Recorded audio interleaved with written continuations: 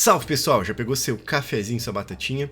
Eu tô há algumas semanas testando o patch 11.2, a terceira temporada de War Within, no PTR, até porque eu pretendo ao longo dessas próximas semanas trazer guias para vocês. Então eu quero aproveitar para passar a minha visão geral, minhas primeiras impressões com relação à terceira temporada. Dizer o que eu tô achando muito bom e como temporada eu realmente acho que tem potencial para ser a melhor de War Within, mas também algumas críticas que eu tenho que se referem principalmente à condução da narrativa, que para mim vem sendo um problema do WoW há bastante tempo, e esse patch ele traz uma melhora, sim, mas alguns problemas ainda persistem. Eu vou elaborar tudo com vocês, mas antes, cara, deixa like aqui no vídeo, comenta, se inscreve no canal porque isso me ajuda demais. Bora pro conteúdo. A primeira coisa que eu quero falar com vocês é sobre lore.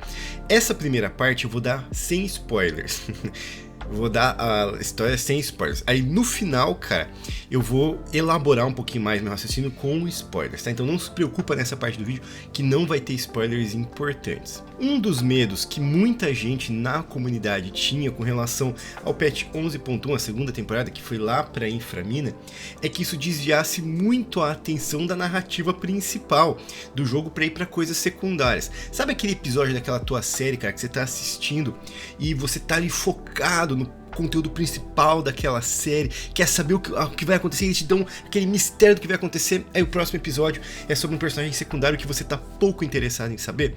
O WoW ele faz muito isso, na verdade, vem fazendo ao longo das últimas expansões muito isso, quebrando demais a história, e o War Within pra mim isso foi muito evidente. E em algumas entrevistas chegaram a falar pros devs do WoW sobre isso, sobre essa preocupação, e eles respondiam, não, relaxa que vai ter um link ali com a história principal. E bom, tinha ali do Galux com a Xal'ataar, mas basicamente a história principal sobre War Within mesmo, sobre Azeroth, sobre a alma do mundo, sobre os Oronir, sobre os Terranos, tudo isso foi deixado de lado e abandonado, para que a gente fosse para Inframina e entender ali a história dos Goblins. Então, apesar deles linkarem com a história principal, vamos ser sinceros, foi meio que uma interrupção. Esse patch, não tem como não dizer, ele continua com esse problema. Você não vai resolver nada ali sobre as questões principais de War Within. Não vai ser falado sobre a alma do mundo, não vai ser falado sobre os Terranos, os Oronirs, enfim. Nada do que foi a problemática inicial de War Within. Ele vai ser quebrado também. Mas mesmo assim, eu acho que esse patch tem tudo para ser muito melhor. Aí você me pergunta, ué, por quê? Bom, basicamente porque começou metendo aí na tua cara um pack do pezinho da Xal'ataar. Mas falando sério, é que agora a lore vai ter mais relação com a história principal de War Within, porque você vai estar espelhando um problema de outro planeta que pode vir a se repetir e que tem paralelos não só entre a história do planeta, que é Karash, mas também entre dois protagonistas, que é a Aléria e o Locus Walker, o andarilho imaterial. Como eu falei, nessa parte do vídeo eu não vou querer dar spoilers para você. Explico isso para vocês de uma maneira melhor no final desse vídeo, tá? Tá nas timestamps aqui. Mas saiba que, na minha opinião, apesar de manter esse problema de picotar a história desse patch me gera muito mais interesse, e não só isso, gera possíveis especulações para o que vai ser o futuro do World of Warcraft se a gente compara o passado de um planeta e o passado do andarilho imaterial com o que eles representam na situação atual, que é Azeroth e Aléria. Então, tem coisas bem interessantes sim, uma melhora narrativa na minha opinião. Agora eu quero falar com vocês sobre conteúdo de temporada, Mítica+, imersão, raid, entre outras coisas. E para mim, o grande componente que faz com que a terceira temporada seja a melhor temporada é a evolução que aconteceu desde a primeira temporada de War Within com relação aos sistemas que envolvem tudo isso. Como você faz para se equipar através dos brasões e das pedras de bravura, como é que você faz para fazer o conteúdo e pegar determinados tipos de itens, que começou muito mal, convenhamos, na Season 1, com extremas dificuldades, e até dificuldade para aquilo que essa expansão mais se propõe, que é ser out-friendly, e foi evoluindo muito na segunda temporada e vai vir agora com essa evolução na terceira temporada, associado a um outro aspecto que eu vou falar, que é uma raid e um conjunto de míticas mais que me parece um pouco melhor, me parece na verdade melhor do que as outras temporadas, somando tudo isso para ter um potencial de ser a melhor temporada dessa expansão. Inclusive, para mim, se existe uma grande bandeira que significa aquilo, que no futuro o Arifin vai ser lembrado no ponto positivo, é justamente isso. É a expansão mais alt-friendly, que abriu um caminho de alt-friendly. Cara, eu jogo muito com meus atos nessa expansão, como eu nunca joguei nenhuma outra. E além disso, a possibilidade de você se equipar com um tipo de conteúdo um pouco mais desafiador e se equipar muito bem. E essa evolução aconteceu ao longo dessa expansão. Por exemplo, no começo, a imersão ela não te dava brasões do nível mais alto para você upar seus itens, e agora ela te dá em valor limitado, é claro, você consegue mais fazendo raid ou miticar mais, mas você consegue equipar até os seus equipamentos mais e mais altos fazendo imersões e conseguindo o brasão dourado para upar os seus itens, o que para mim foi um grande acerto. Na Season 1 era muito ruim. Mítica mais, cara, pra mim, eles conseguiram colocar, de fato, um rol de masmorras, opções de masmorras muito bom pra fazer. Eu acho que, de fato, é a melhor lista de míticas mais de todas as temporadas de War Within. Tazavesh, as duas sessões, são muito interessantes, são boas masmorras, na minha opinião, disparado. Tazavesh é a melhor mega masmorra de todo o World of Warcraft, com mecânicas de chefe super legais e interessantes, então para mim é bom que ele esteja na rotação. House of Atonement, Salões da Expiação, era uma masmorra bem interessante de Shadowlands, eles voltaram, eu testei, eles dificultaram muito a masmorra, tá bem, era de longe a masmorra mais difícil aqui no PT, é claro que isso pode mudar até o retail, então eles têm que tomar cuidado com essas mudanças que eles fizeram, cara. Porque, olha, eu vou ser sincero, a quantidade de dispel no começo da masmorra tá absurdo. Dispel de curse, dispel mágico, eles aumentaram demais e é muito dano em área acontecendo ali, tá extremamente sobrecarregado. Eu não sei se a intenção deles é que eles fizessem com que os tanques fizessem pull menores, porque os pulls lá eram absurdos. Mas fato é que com os pulls que os tanques estavam no PTR, tava bem difícil a masmorra. Então eles têm que tomar um pouquinho de cuidado para não transformar uma masmorra boa num pesadelo.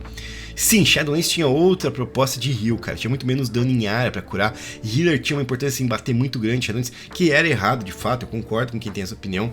Só que tem que tomar cuidado pra não transformar essa mudança, deixar a masmorra, que era uma masmorra tranquila, uma masmorra extremamente difícil.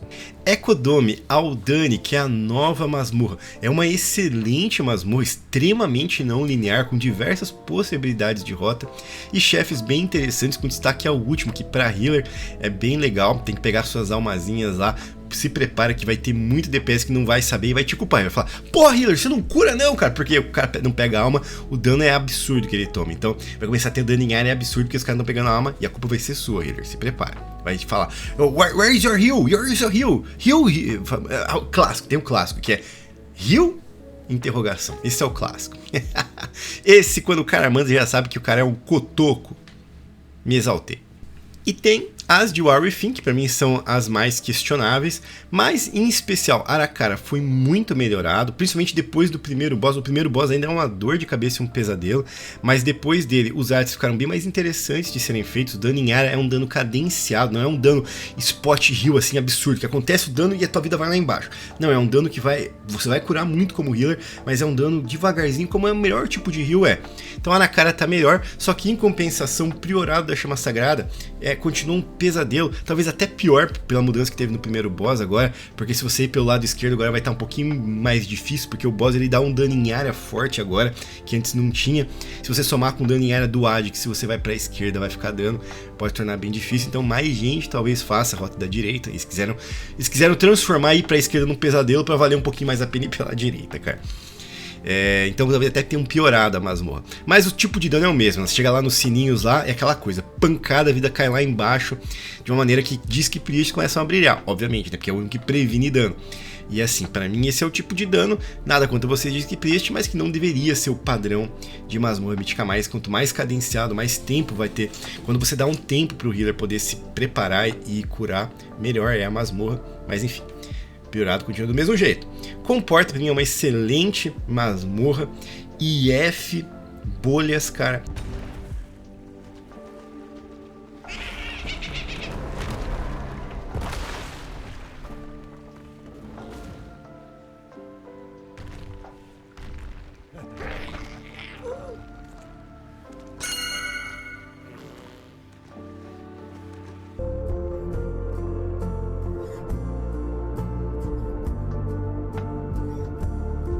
nosso bichinho favorito, que todo mundo que fazia chave alta esquipava, porque era um pesadelo, até impossível de fazer em chave alta.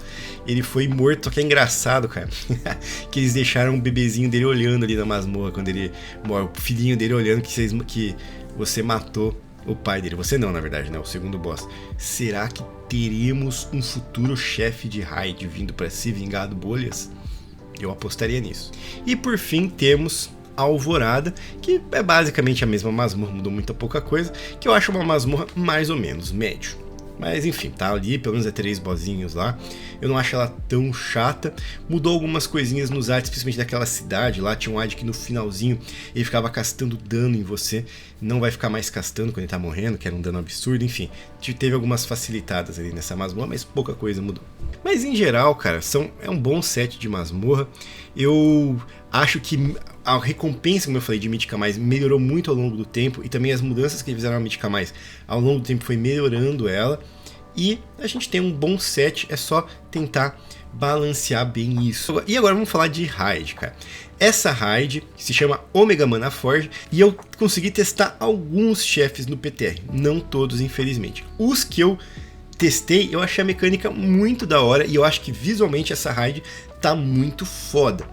E eu vou dar aqui uma arriscada, mas eu posso muito bem estar errado. Me parece que essa vai ser a melhor raid de Warwithin.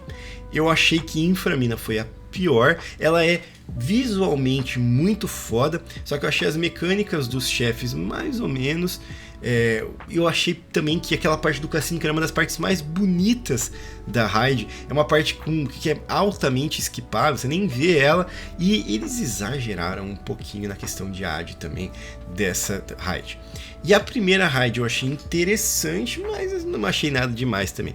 Essa aqui eu acho que ela tem visualmente e em mecânica grande potencial para ser a melhor raid. Raid, para mim, eles sempre fazem um bom trabalho no geral. Eu acho que tem que ter uma mudança no sistema. Mítico 10 man, cara. Por que eu acho isso, cara? Recentemente eu tava fazendo Visões Horrendas. Eu gostei dessa versão de Visões Horrendas que voltou. No geral, não. Mas quando eu tentei fazer as 8 máscaras, eu me diverti para um caralho. Eu gosto de Delve, assim, não é bem o meu conteúdo favorito, eu sei que muita gente adora, não é bem o meu. Mas quando eu fiz o Infrachef, eu adorei. Por que eu tô falando isso, cara? Porque pra mim, quando o conteúdo te puxa ao seu extremo e ao seu melhor, é aí que esse conteúdo se destaca. E raid heróica é um conteúdo que inicialmente é bem difícil, mas à medida que você vai pegando o gear, ele se torna bem banal.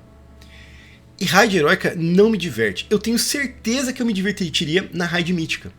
Assim como eu me diverti no Infrachef, assim como eu me diverti na Visões Horrendas com 8 máscaras. Só que 20 pessoas é muito para um adulto que trabalha, que não vive de World of Warcraft e que não consegue dedicar muitas horas. 20 pessoas para você coordenar mecânica, para você se dar bem, para você organizar um grupo e ir lá dedicar o horário do seu dia para fazer, me desculpa, mas é muita gente. Eu quero me divertir com raid e eu sinto que para me divertir de raid eu preciso fazer ela no mítico. É como eu me sinto. Só que eu não vou fazer ela com 20 pessoas. Desculpa, mas na minha atual situação de vida, e eu tenho certeza que muita gente se identifica nisso, não dá pra ficar organizando 20 cabeças com 20 visões políticas, com 20 visões de sexo, com 20 visões de piroca, com 20 tamanhos de pau junto pra decidir o que vai fazer. Não dá, cara, não dá.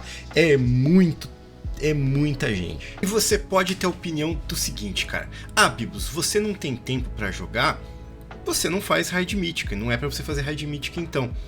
Só que, tudo bem, você pode ter essa opinião, só que você tem que entender que à medida que você tem essa opinião, você está simplesmente dizendo que um dos conteúdos que a Blizzard mais se dedica em fazer, que são as lutas no mítico, mecânicas a mais, o balanceamento do jogo às vezes é todo baseado na corrida do World First, na raid mítica, você está dizendo para você que todo esse esforço é feito para que seja para 1%, diríamos assim, da população que joga esse jogo, quando na verdade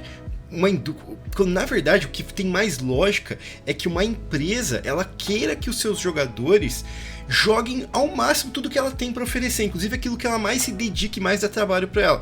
Me parece um contrassenso que a empresa faça algo tão interessante como é a Raid Mítico, mas limitando tanto para que pra que tanta pouca gente consiga ir lá jogar. É por isso que esse raciocínio não bate pra mim. Você pensar, ah não, que Raid Mythic é só pra uma elite mesmo.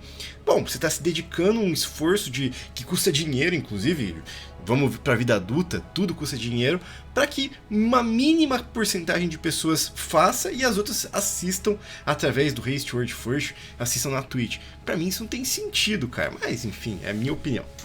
E pra mim não rola. Raid tem que ter uma revolução nesse sentido pra eu voltar a ter um grande interesse com Raid. Eu gosto de Raid sim, mas meu grande interesse hoje tá mais em conteúdo de Mundo, Mítica Mais e Delve, cara. Raid vem como uma quarta opção pra mim hoje em dia, porque é muito... Eu sempre faço heróico sim, mas cara, quando eu penso que pra ir pro Mítico eu preciso arrumar 19, né? 19 malucos e ó, meu pau murcha no mesmo instante, cara. Se eu quisesse arrumar 9 ia ser bem diferente. Aí, cara, eu falei pra vocês que ia falar sobre lore mais a fundo no final. Esse vídeo já ficou enorme, cara. Não imaginei que ia ficar tão grande. Então eu vou resumir muito aqui, cara. Basicamente, pra vocês entenderem por que eu acho que essa lore tá tão interessante, e tem sim um link maior com a lore de Warframe, embora não seja a lore de Warframe principal, é por causa do Locus Walker e por causa da Aléria. Claramente está sendo estabelecido, e agora tem spoilers, claramente está sendo estabelecido uma relação entre os dois ali.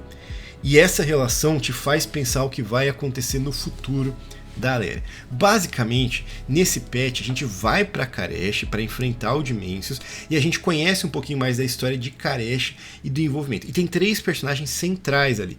O principal deles, que é o Locus Walker, mas tem também 2 amigos do Locus Walker.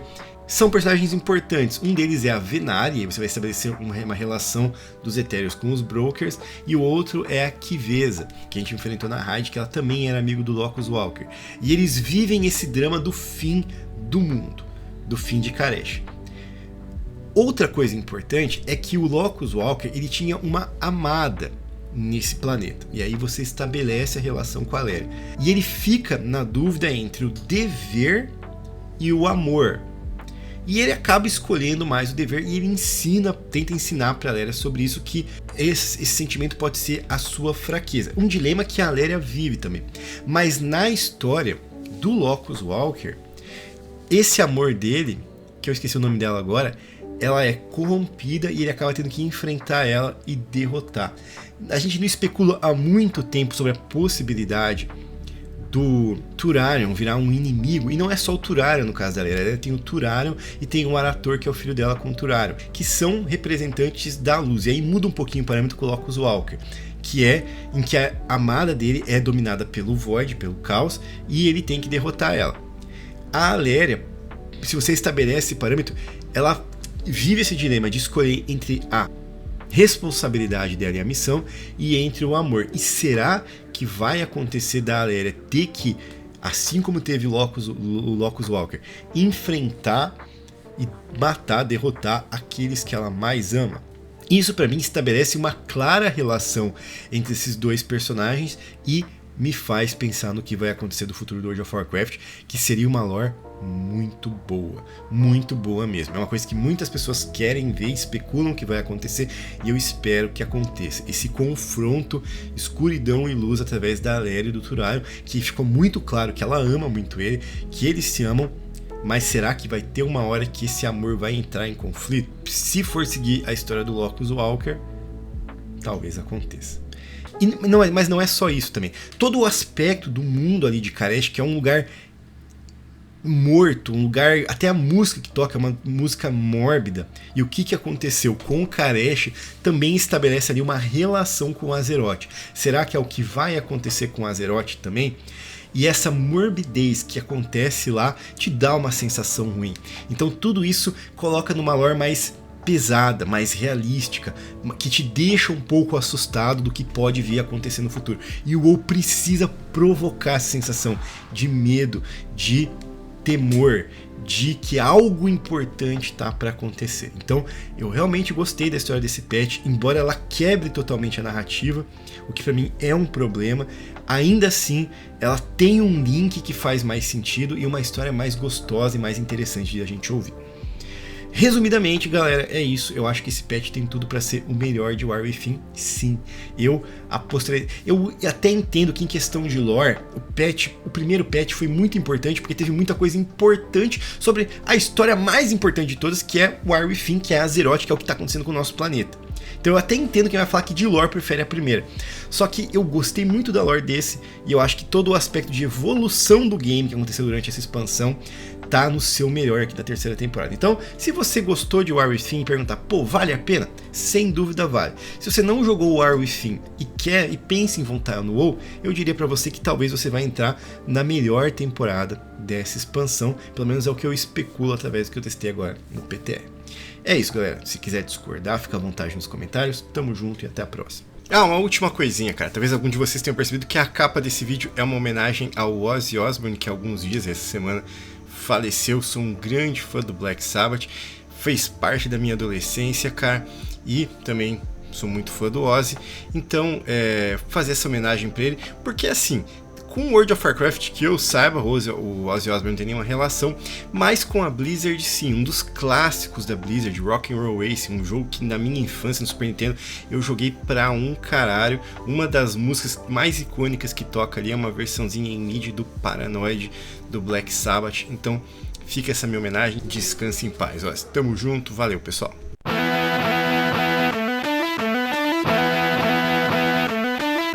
Stage is set. The green flag drops. Jake fades into last. Jake jams into first.